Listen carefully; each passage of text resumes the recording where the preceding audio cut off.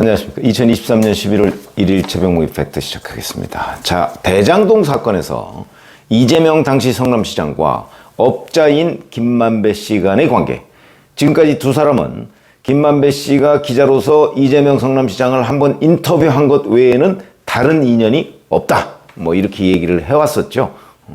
자, 그런데 이 두 사람의 관계가 실제 밖에서 알고 있는 것과는 완전히 다르게 사실상 한 몸처럼 움직였다 하는 정황들은 계속해서 나오고 있습니다. 우선 그 정황, 사실 그것만 밝혀지면 이 전모는 쉽게 드러납니다. 그 정황 중에 가장 대표적인 게 재판거래 의혹이죠. 권순일 전 대법관이 이재명 선거법 관련 허위사실 유포, 이 부분을 무죄로 만드는데 기여를 했다 하는 재판거래 의혹. 그 즈음에 김만배 씨가 법조팀장으로서 대법원에 권순일 대법관 방에 8번인가 드나들었다. 나중에 이제 뭐 이발하러 갔다 이렇게 이제 거짓말을 한 거죠. 그건 거짓말이죠. 왜냐하면 이발소 가는 거와 그 다음에 대법관실 가는 거는 그 방원실에서 다 적습니다. 어디를 방문하는지.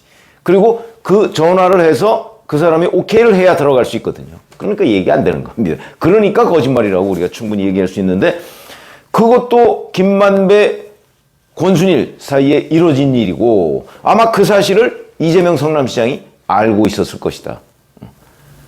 그런데 다른 사람은 전혀 알 수 없는 내용이었다.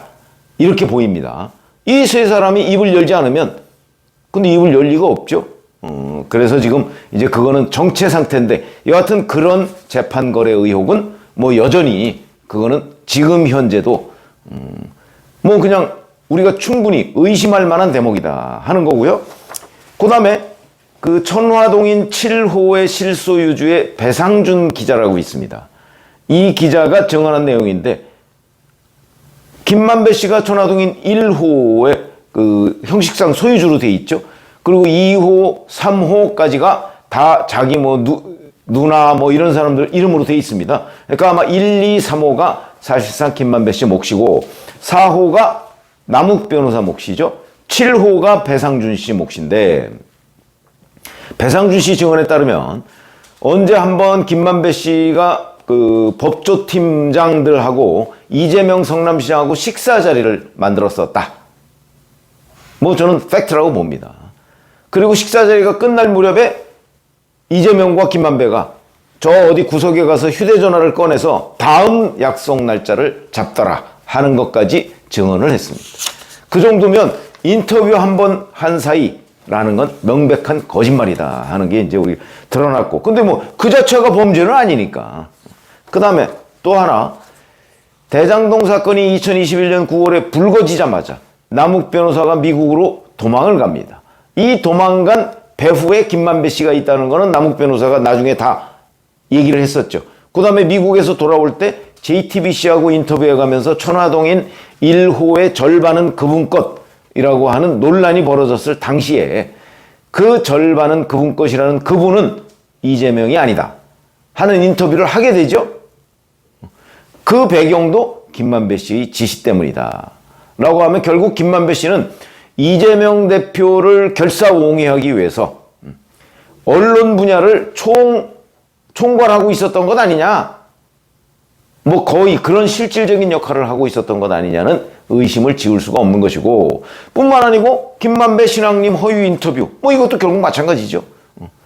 이것도 결국 김만배 씨의 기획으로 보인다 하는 것들이 이제 지금까지 양쪽 이재명, 김만배 간의 그 어떤 커넥션 의혹과 관련한 매우 중요한 정황들이었죠. 근데 또 다른 정황이 나왔습니다. 지금 어차피 이런 부분을 검찰이 집중 수사 중입니다. 자, 이재명 캠프에서 2021년 9월 22일에 대장동 Q&A라는 그 A4 용지 56쪽짜리 해명서를 낸 적이 있습니다.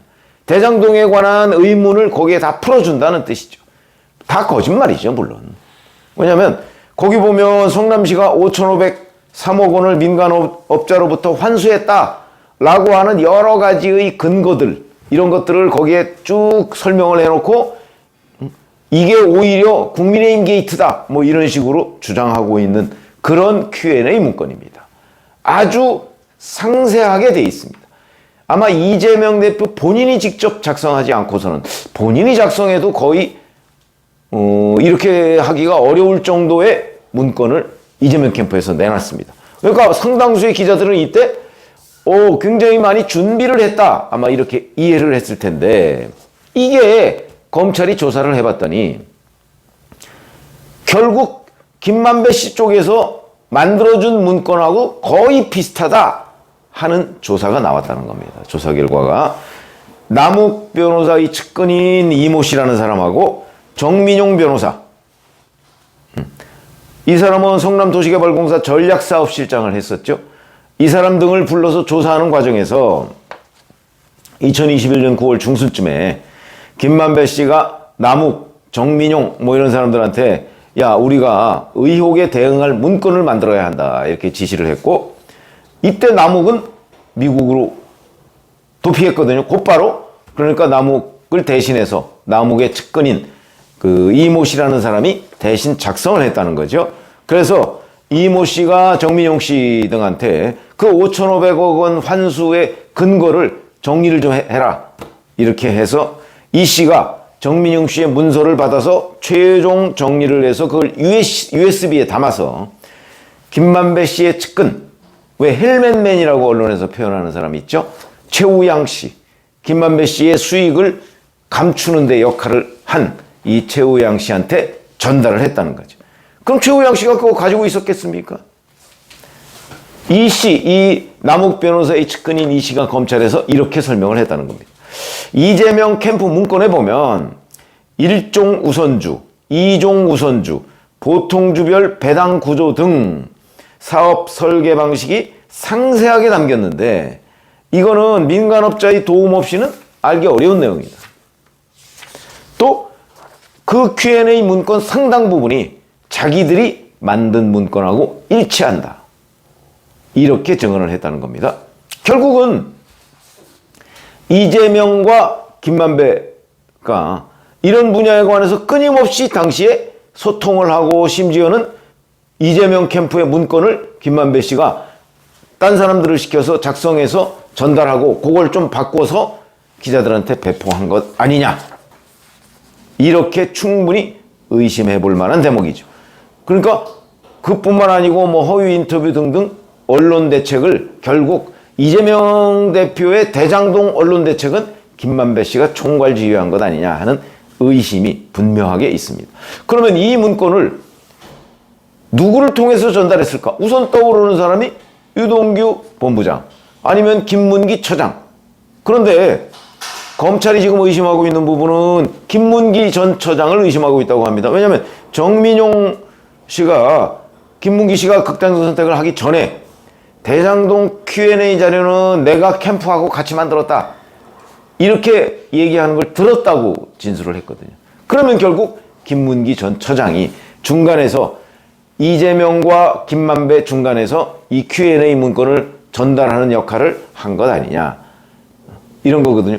이재명과 김만배가 이렇게 밀착되어 있었다는 게 굉장히 중요합니다. 그게 바로 이런 모든 것이 원천이 되는 거죠.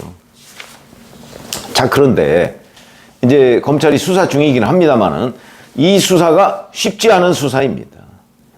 양쪽 다 지금 인터뷰한 게 전부 다 인터뷰 한 번 한 게 전부 다 이렇게 오리발을 내밀고 있기 때문에 더군다나 지금 이재명 대표는 뭐 구속영장까지 기각된 마당에 자기가 뭐 별도로 아마 엮여 들어갈 것 같지 않다 이렇게 판단을 하고 있는 것으로 보이고 바로 그런데 고무된 김만배 씨가 이재명 대표를 위해서 뒤늦게 지금 이 부분을 실토할 리도 만무하고 더군다나 김만배 씨는 지금 428억 부분을 이제 이재명, 정진상, 김용 부분으로 이렇게 그 지금 떼어놨던 부분을 만약에 끝까지 본인이 이거 천화동인 1호의 절반은 내 겁니다 라고 하는 것이 관철이 되고 그 다음에 만약에 법원에서 김만배 씨의 배임 부분에 관해서 무죄가 된다면 이 428억은 자기께 되거든요.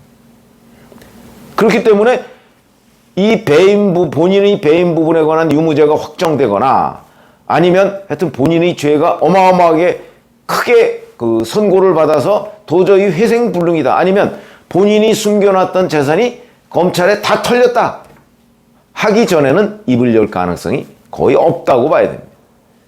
그렇기 때문에 이재명, 김만배가 지금 입을 딱 다물고 양쪽의 헤드가 입을 딱 다물고 있으니까 중간 단계에서 이런저런 지금 그 연결 정황이 나오고 있는데도 이게 지금 결정적으로 단서를 못 잡고 있는 거다.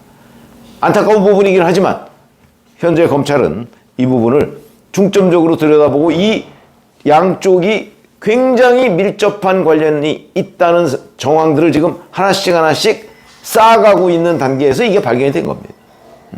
그러니까 이런 것들을 더 쌓아가면 이게 이제 인터뷰의 배후 뭐 이런 것까지도 충분히 이제 나올 수가 있는 대목인데, 그 부분은 저희가 뭐 검찰이 확실하게 밝혀낼 것이다 이렇게 자신할 수는 없는 거죠. 여하튼 검찰은 그 부분을 향해서 하나하나씩 지금 수사를 진척시켜 나가고 있다. 요게 이제 여기까지가 팩트고, 자, 앞으로 검찰이 다 밝혀낼 수 있을 것인가 없을 것인가 하는 부분은 그건 이제 검찰의 역량에 달려 있는 거죠. 그거는 지금 누구도 장담할 수 없고, 다만 검찰이 그런 노력을 계속 하고 있다는 사실, 뭐 이거는 이재명의 대장동 수사가 아직 끝나지 않았다는 걸 우리가 충분히 알 수 있는 대목이다, 이렇게 말씀을 드리고요.